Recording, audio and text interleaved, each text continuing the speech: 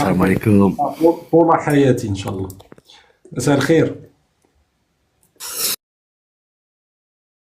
شوف، بغيت ننتقدك واحد شويه بكل محبه بطبيعه الحال. أه في انت النظام الجزائري. من نفس الجنسيه تاع اللي سبقك. شكون؟ انا مغربي بطبيعه الحال، انا مغربي، مغربي. مرحبا. انا مغربي. شوف اخويا شوقي، النظام شحال دار الجزائري. التفاح في المغرب؟ تفاح في المغرب سا ديبون اكل واش هو النوع ديال التفاح. كاين من 5 دراهم حتى ل 40 درهم. الله يبارك. انا على ندير شحال داير؟ دوك نفتحوا شويه الموضوع تاع البوطه في 2026، بعدا نهضروا على العداله، قطاع العداله، نتكلموا على القضيه تاع كيفاش سمو المحاكمه هذيك التاريخيه اللي صرات ما هضرناش عليها، نتكلموا شويه على الشان المغربي، ندورها شان مغربي انا. شوي داكوغ، والله شوي داكوغ. انا ماشي معارض، ولكن الا كان نقاش مشروع علاش لا. ولكن علاش خليني بعدا عندكم ما يكفي من الرجوله باش تهضروا على الشؤون تاع بلادكم حتى تجي تطلع معايا انا نهضر لك على الشان تاع بلادك؟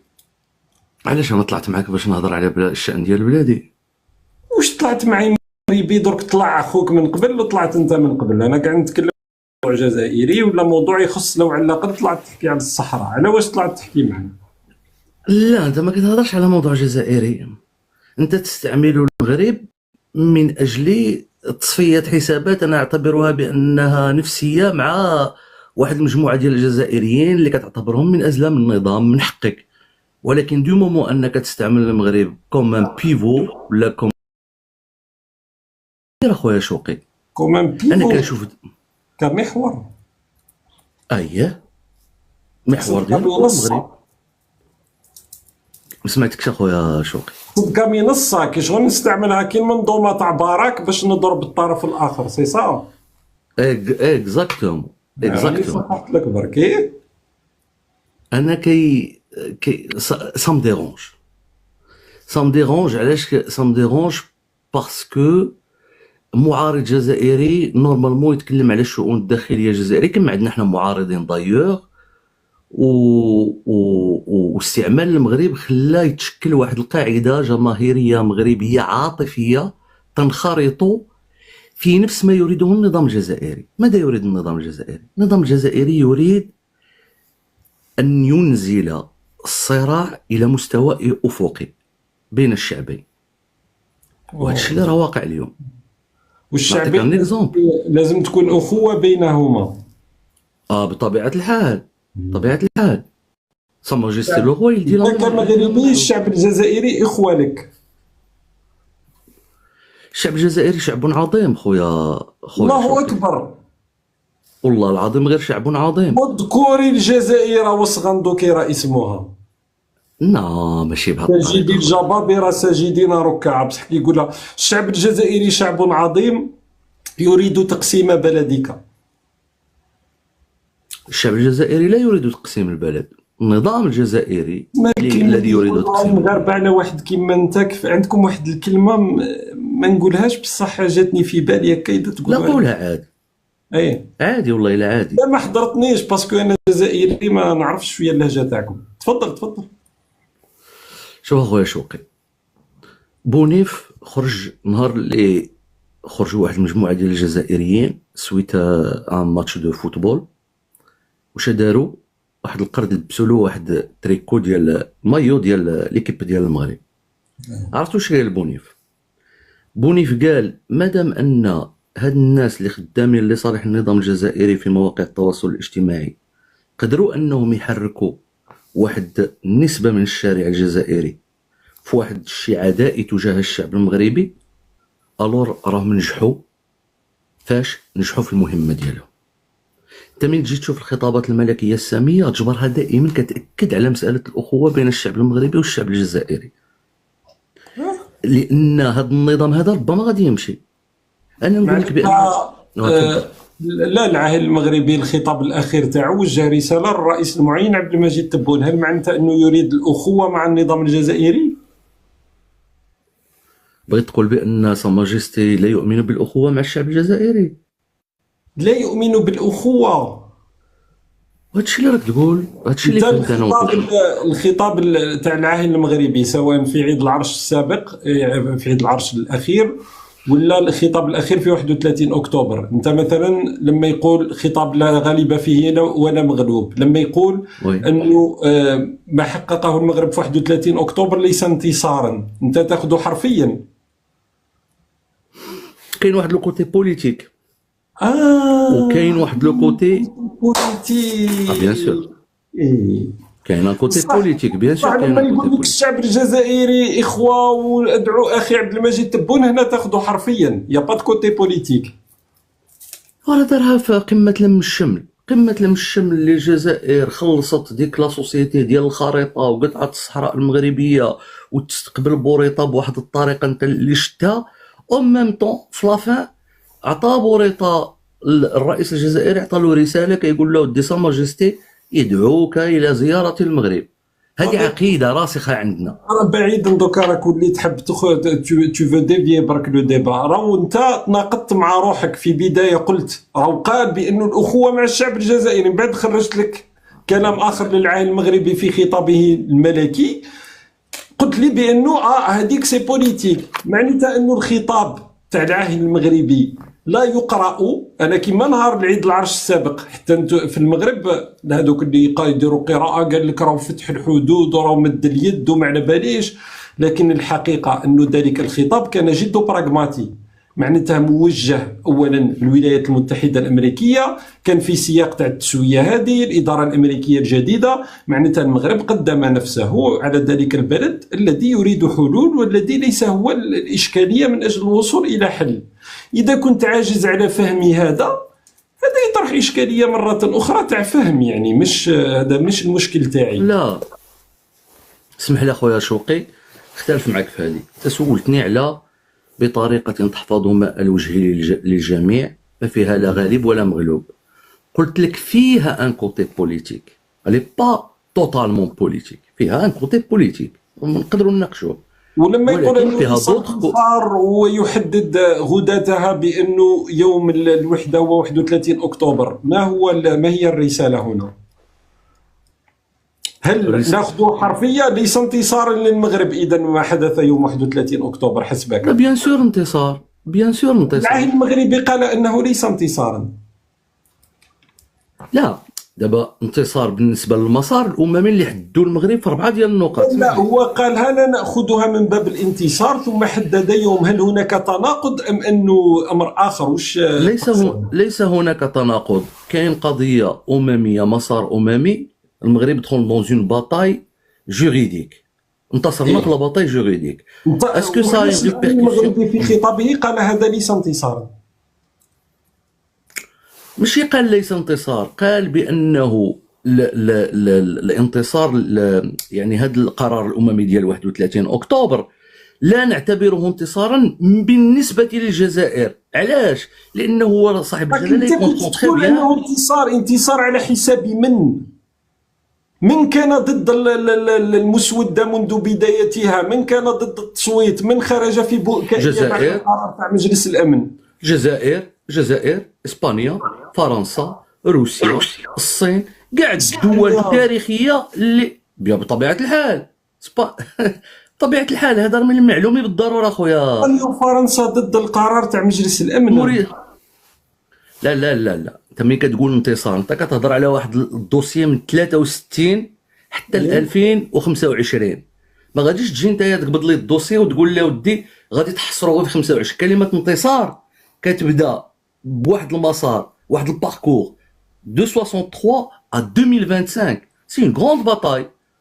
ولكن بالنسبه للجزائر من نقولوا ودي بطريقه تحفظ ماء الوجه للجميع ما فيها لا غالب ولا مغلوب، فيها ان كوتي بوليتيك دبلوماتيك. لكن من هو الغالب؟ حسبك انت راك تقول باللي من 63 ل 2025 الغالب هو المغرب في القضيه هذه، صح ولا لا؟ بطبيعه الحال. وعلاش العاهل المغربي يقول حل لا غالب فيه ولا مغلوب رغم انه الغالب؟ راني شرحت لك ذاك النهار من درت مداخله عند نرجس، عطيتك دي بروبو ديال الرئيس المصري وقلت لك اودي بانه انت اللي قلت لك بانك اخواني. اوكي.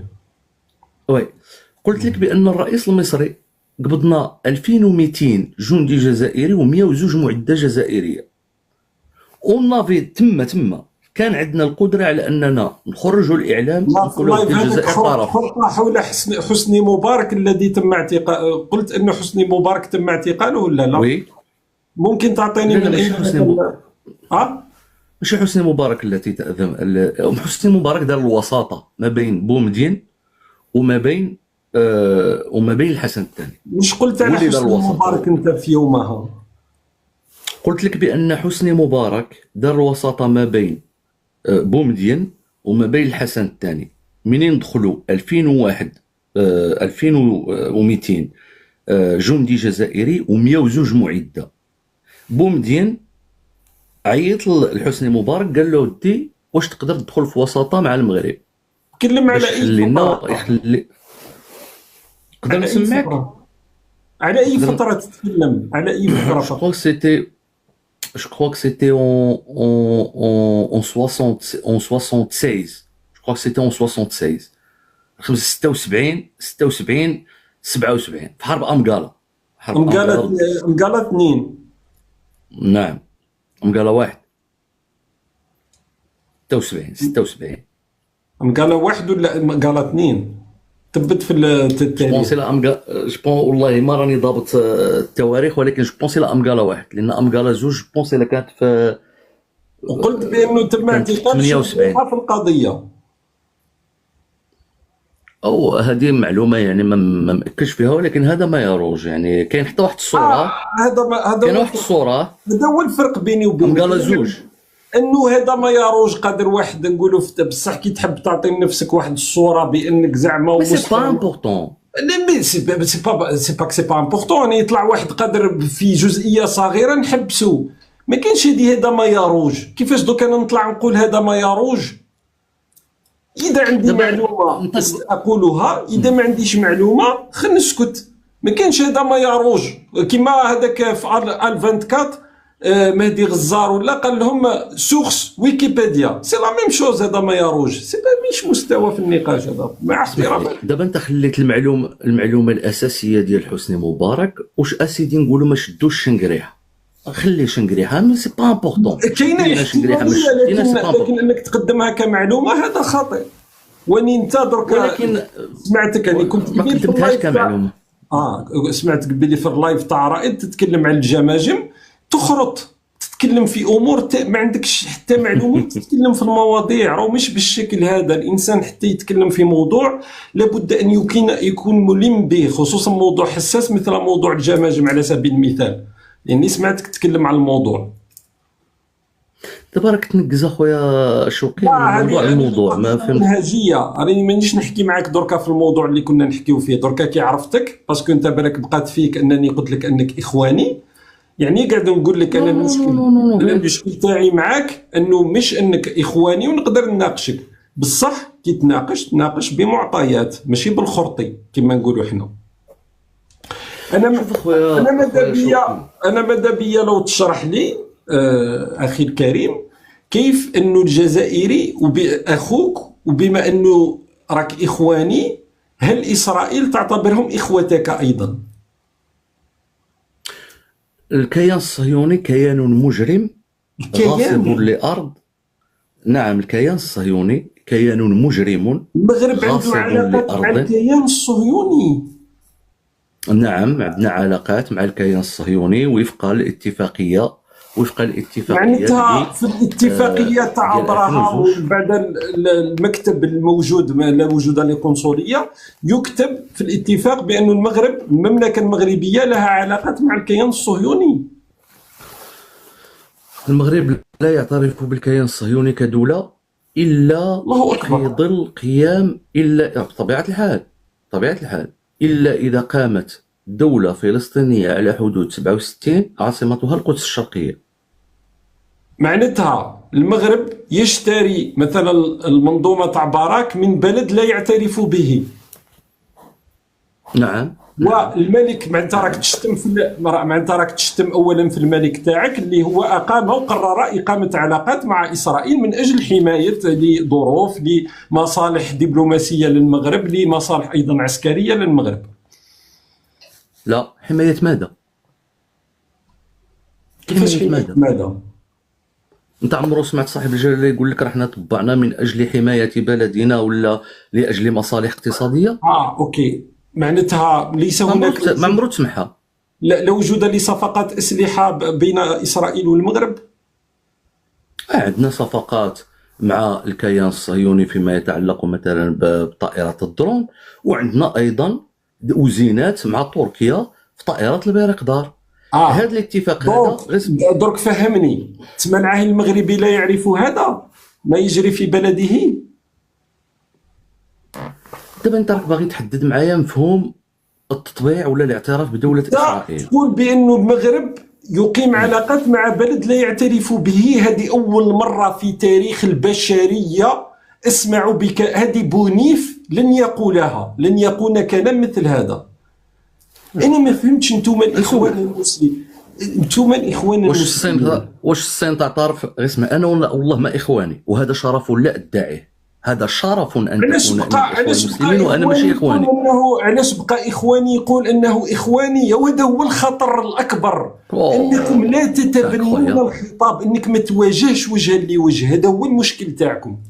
دابا أنا باين بوجهي، علاش غادي نخاف نقول لك إخواني؟ لا، لأنه لو تقول إخواني بطبيعة الحال سترمى في المزبلة من طرف الشعب اللي راك تحاول تدعي بأنك تنتمي إليه وأنت لا تنتمي إليه. مغاربة بطبيعة الحال أنت عندك مشروع يتجاوز. أنت تشتم في الملك تاعك، تشتم في المصالح تاع البلد تاعك. أنا بطبيعة الحال، لأنه من أقام علاقات مع بلد لا يعترف به المغرب. من هو من أقام علاقات؟ أنا غادي نسولك، هل هناك علاقات ما بين الصين والتايوان، نعم أم لا؟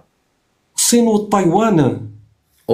نعم. ما هو التشابه بين الصين والتايوان والمغرب وإسرائيل؟ دابا كنسولك سؤال، كاينه علاقات تجاريه اقتصاديه ما بين الصين والتايوان، نعم ام لا؟ تعترف بتايوان؟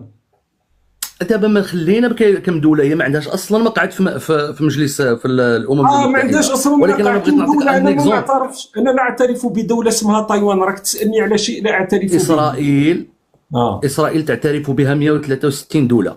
بارك الله فيك. مزيان، اكثر من ثلثين في الجمعيه العامه. وتايوان دابا كنهضر لك قانوني. تايوان كم من بلد؟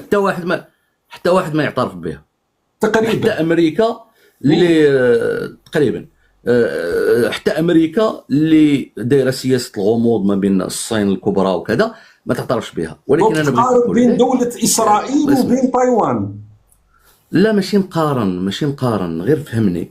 دابا الا قلنا الاعتراف بدوله واش هو؟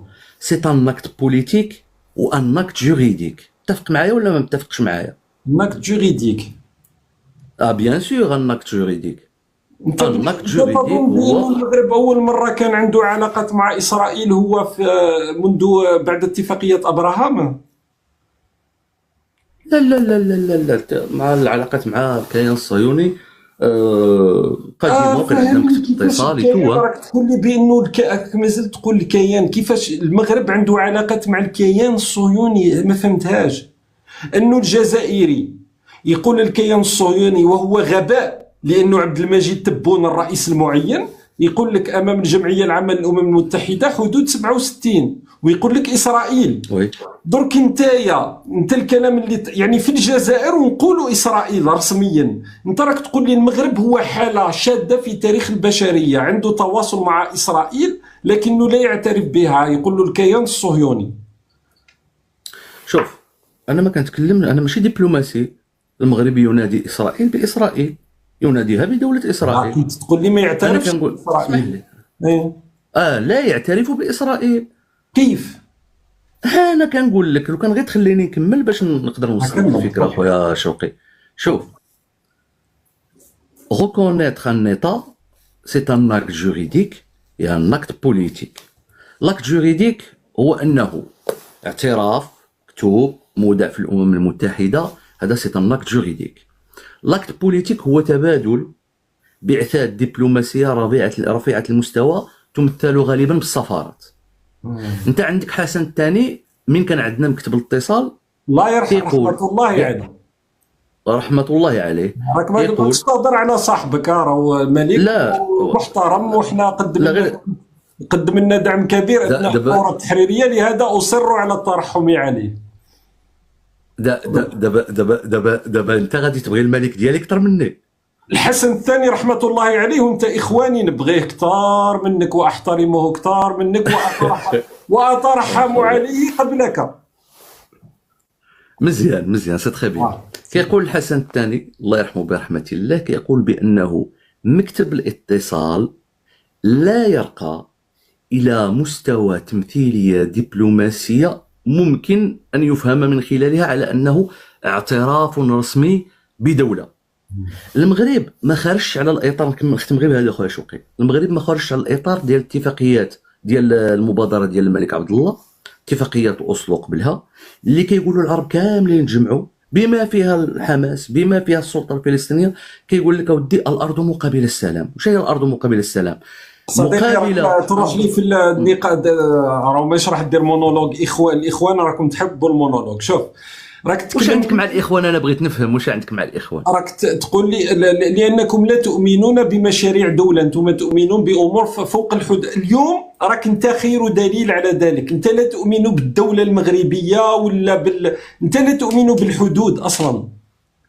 انت المشروع تاع الاخوان المسلمين ولو يقولون احنا اليوم، وما كانش واحد يقول لك تقريبا انه اخواني، ولو يقول لك في الظاهر انه مع الدوله وانت بالك تقول بانك مع الملك وكذا، لكنك انت تهاجم الملك مثلا تاعك بطريقه غير مباشره، وراني خرجتها في السياق تاع الكلام. لا تؤمن بحاجه اسمها الحدود لانك ترى بانها فكره استعماريه، لا تؤمن بها اصلا. انت بالنسبه لك المسلمين لابد انهم يكونوا حدود مفتوحه من حتى ماليزيا ولا الاندونيسيا. هذا هو بالعكس تاعكم. لا بالعكس، انا اطالب بالصحراء الشرقيه 266 الف كيلومتر مربع، لان تربطنا مع الجزائر اتفاقيات لم تشرفها الجزائر. انا بالعكس اؤمن بالحدود التاريخيه وبالحدود الحقه. انا بالعكس انا كل الجزائريين اخوانك، تسمى انت راك تقول لهم ندي الصحراء الشرقيه وهما حابين يقسموا لك البلد تاعك. لا الصحراء الشرقيه عندنا اتفاقيات مع الجزائر ما شرفتهاش. كيفاش الاخوان ديال الصحراء الشرقيه راهم مغاربه. كيفاش الاخوان تاعك؟ ما هو المنطق تاعك اذا؟ هذاك كاين مثلا مغاربه، انا بعد كاين ناس في بعض الاحيان نتحاور معاهم يجيني بوجه صريح يقول لي انا عندي الحدود تاعي، ها هي تاريخيا، هاي الوثائق التاريخيه، ويقول بوجه بشكل صريح بانه عنده عداء مع الجزائر وانه يريد استرجاع ما يسميها اراضيه. اوكي، لكن انت راك تقول الجزائريين اخوانك، الله اكبر، ومن بعد تقول لنا لا لكن اطالب بالصحراء الشرقيه، من بعد تقول لنا راك مع الملك المغربي، لكن انت اسرائيل تسميها الكيان الصهيوني والعدوه وكذا. معناتها راهو هذه هي هذا هو الخطاب الاخواني، هو خطاب يعني يبدو معقدا لكنه في غايه البساطه. معناتها عندك اليوم وضع تتعايش معه، لكن غدا ستنقلب على كل شيء.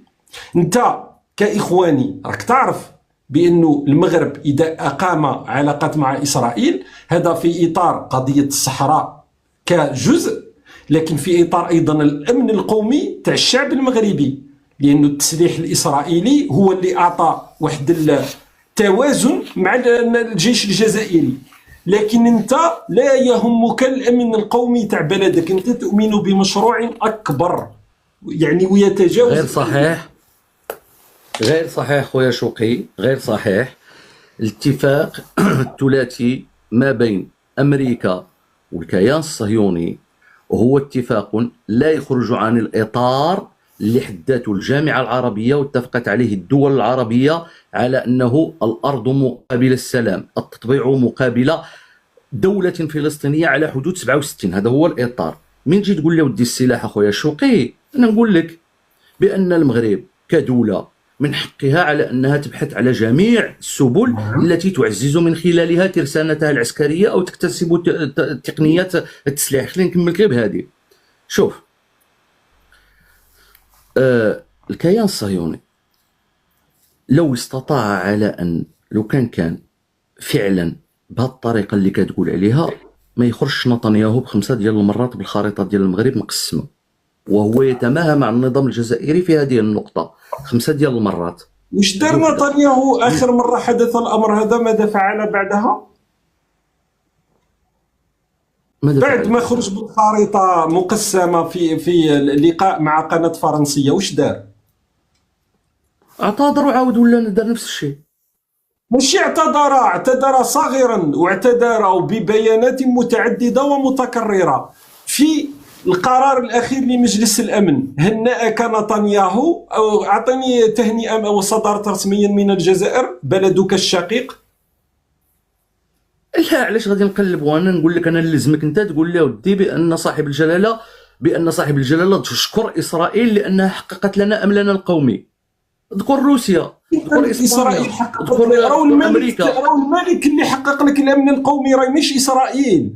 راهو الملك اللي ما سمعش الناس يقولوا الكيان الصهيوني باش ما تبقاش علاقات وباش النظام الجزائري راهو يستقوي بطرف اخر مع ايران. انت مستحيل، هذه لا تزعجك. من اللي طلعت لم تذكر كلمه ايران ولا مره، لانه لا يزعجك انه النظام الجزائري يستقوي بايران. معناتها الملك تاعك ذهب لانه هو من كانت عنده القراءه. وزير الخارجيه المغربي في اللقاء الاخير تاعو في دوزام ماذا قال حول 2020 لما دونالد ترامب اعترف بمغربيه الصحراء؟ واش قال؟ والله ما شفتوا اللقاء، شفت ديال عطاف ديال بوريطه ما شفتوش. ما تشوفوش لانه انت اخواني لست مغربي. هذاك مكتسب ديالي، علاش غادي ماشي مكتسب. لو كان انت تقول انسان تهتم بالسياسه والكيان الصهيوني ما الكيان الصهيوني، اللقاء هذاك تاع ناصر بوريطه ما فيش كلام. الناس هزوا واحد المقاطع قال لك مثلا انه قال لك احنا ما نديروش 5 بيانات في اليوم وكل شيء. رجع الى التسلسل التاريخي تاع ما قام به العاهل المغربي في قضيه الصحراء، ورجع الى قضيه 2020 والاتفاقيه تاع ابراهام، وانه في تلك الفتره هو كان يعرف بانه بطبيعه الحال الاداره الامريكيه ربما ستتغير، لكن كانت عنده القراءه على سنوات الى الامام. والدليل انه المغرب يجني الثمار، جنى الثمار تاع ذلك في 31 اكتوبر هذا. معناتها انت الامور اللي مصلحيه ومهمه ووجوديه بالنسبه لبلدك ما تعرفهاش وما تهتمش بها اصلا. لا راك غلط اخويا شوقي، راك غلط. خليني نسولك سؤال مادام سالتني. غريب انه المعارض اللي يكتب بها انا نستعمل المغرب كمنصه يعرف التصريح تاع وزير الخارجيه المغربي حرفا لانه كان خروج اعلامي مهم، كما اعرف التصريح تاع احمد عطاف حرفا لانه بطبيعه الحال انا معارض للنظام الجزائري. لكنه الشخص اللي يدعي بانه وطني ما يعرفش التصريحات تاع وزير خارجيته اللي كانت مهمه جدا في السياق التاريخي هذا بطبيعه الحال. لا، هو الوطنيه لا تقاس بانك تصنت الوزير الخارجيه ولا تعرف الناشد الوطني. الوطنيه هذا شعور وسلوك. خليني نسولك سؤال. شعور انا من وجهه نظرك لماذا ندخل في القلب تاعك ونجيب لك لينكس باش نبكي؟ لا تقاسوا بالشعور. بيني وبينك والناس اللي يسمعونا تقاسوا بما تقوله، بمواقفك، والمواقف تاعك لازم تكون بلسانك وبمعرفتك بمصالحك. إذا حكيت على الوطنية أنت كمغربي. نسولك أخي شوقي، من وجهة نظرك علاش المغرب ما دارش اتفاق ثنائي مع الكيان الصهيوني؟ علاش كان ثلاثي؟ علاش ما دارش اتفاق ثنائي؟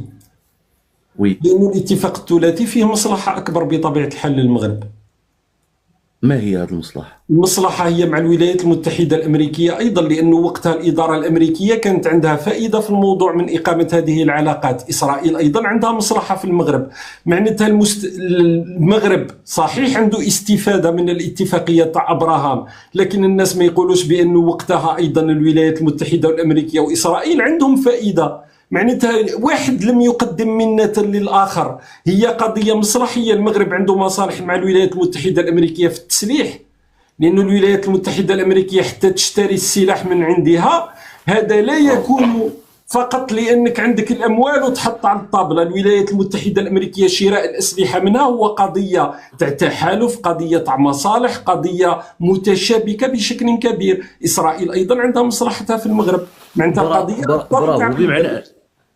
بمعنى ان الولايات المتحده هي الكارون ديال واحد الكيان صهيوني اللي ديال اللي إسرائيل داخل في واحد كما الاتفاقيه يسميها بلدك، وكما هو الاتفاق اللي وقع عليه دولة إسرائيل. إذا تقول بأنه واش هو بلدك، العيب في كيان صهيوني؟ إذا قلت بأنه بلدك يمضي اتفاقية مع كيان راك تسيء للبلد وللملك تاعك، معناتها الملك تاعك يقيم اتفاقيات مع كيان وهمي كما تسميه ابدا. أنت. انه يطلع معي جزائري يقول هذا الكلام، نقول له دبر راسك اخرط على روحك، ولو انه تبون يقول اسرائيل. لما اسمع لي يقول اخويا، اسمع لي اخويا شوقي، آه. احنا عندنا الملايين المغاربه يخرجون الى الشارع كيقولوا كاع التطبيع خيانه، وانا اختلف معهم في هذه النقطه هذه. انا لست ضد التطبيع، غير باش تكون عارف، انا ضد التطبيع الشعبي. عندنا ملايين المغاربه يخرجون. الكيان الصهيوني كيفاش؟ انت عندك قضيه عقلانيه، في عندك يعني واحد لا، البير كامو كيقول مالور موا جو سوي نيونس.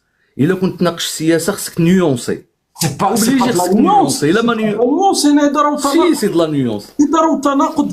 ما تقدرش تقول انا ضد التطبيع وانا اقول الكيان الصهيوني. ما هو المنطق في هذا؟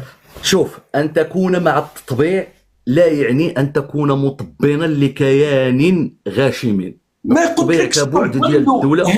هل روسيا شحال من واحد قتل في سوريا من طرف الروس؟ يعني بالتقريب انت في راسك، ما يهمناش الرقم بالضبط. جو بونسي لا واحد، جو بونسي لا وصلوا 2 مليون تقريبا ولا ديال لا علينا نقتسموهم اسيدي، نوزعوهم مع ايران مع حزب الله وكذا، نقولوا اسيدي قتلوا 500,000. وي. معناتها الاجرام تاع روسيا اكبر بكثير في عدد الارواح اللي ماتوا من طرف مثلا اسرائيل، صح وي. ولا لا؟ صح. لماذا روسيا تقول- فلسطين جو روسيا بونسي لا تقول- راهم في 200,000. ولماذا روسيا تقول عليها دولة وهذاك تقول عليه الكيان الصهيوني؟ لأن روسيا دولة راسخة، إمبراطورية عندها شرعية ومشروعية. الكيان الصهيوني سي ان نيتا دابارتايد اللي كتب عليه شلومون سانت على أن الشعب اليهودي لا يوجد هذا المصطلح، الذي غزا أرضا في 48 وأوكلت له النيطة من طرف الإنجليز، ويقتل في شعب يبيده من أجل أن ينشئ دولة. انت الجزائر تقول لها الكيان الجزائري، ما انت ما تعترفش بالجزائر انت. انا بالنسبه لي الجزائر، بالنسبه لي الجزائر 400,000 كيلومتر، 400,000 كيلومتر كاري.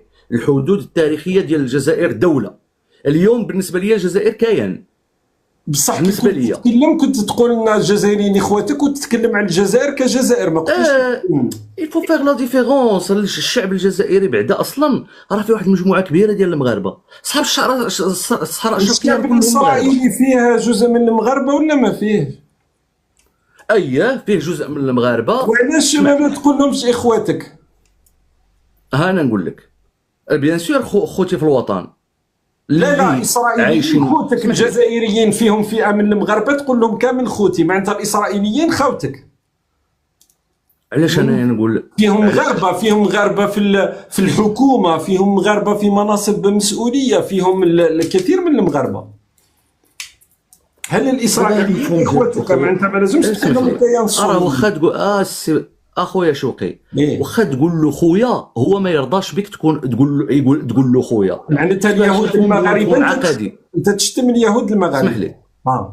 لا ما تشتمهمش، اللي موجودين في اسرائيل ايضا ويقدمون لا أبداً. وهم اكثر وطنيه منك باصوات، ويقدمون الولاء للعاهل المغربي غير اسمح لي. شوف، مفهوم الاخوه مفهوم الاخوه هو اما مفهوم بيولوجي واما مفهوم عقدي.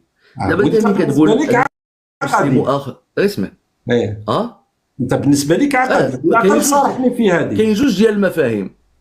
دابا صاحب الجلاله من ندى فخامه الرئيس عبد المجيد تبون قال له اخي، واش هذا راه خوه بيولوجيا؟ لا.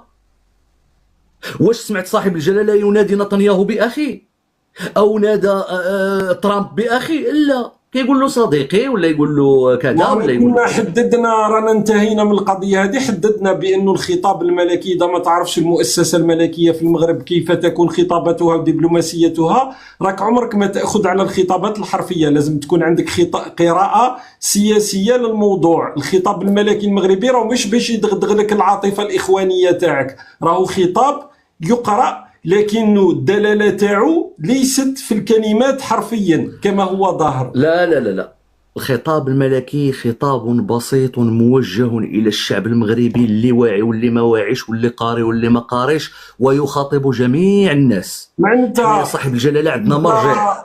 أنا دوكا فهمتك لماذا لم تترحم على الحسن الثاني، لأنه الحسن الثاني رحمة الله عليه أي واحد تعرف حتى سواء كان لما يتكلم بالفرنسية أو بالعربية كان كل ما يقوله الكلمات اللي يقولها كان كاين دائما من وراها واحد التعقيد، واحد الدلالات لازم تاخذها في سياقها. لانك لما تقول بان الخطاب الملكي في المغرب مثلا خصوصا خطاب الحسن الثاني رحمه الله عليه بسيط، معناتها راك تشتم فيه، هذا فيه شتم. لانه اذا قلت البساطه معناتها هو تبون، معناتها العاهل المغربي محمد السادس انت تساويه مع عبد المجيد تبون، خطاب تبون بسيط يفهمه. درت واحد الراكورسي يقول تشك، يقول اللي نحكموا مانيش طالقوا، هذا خطاب بسيط.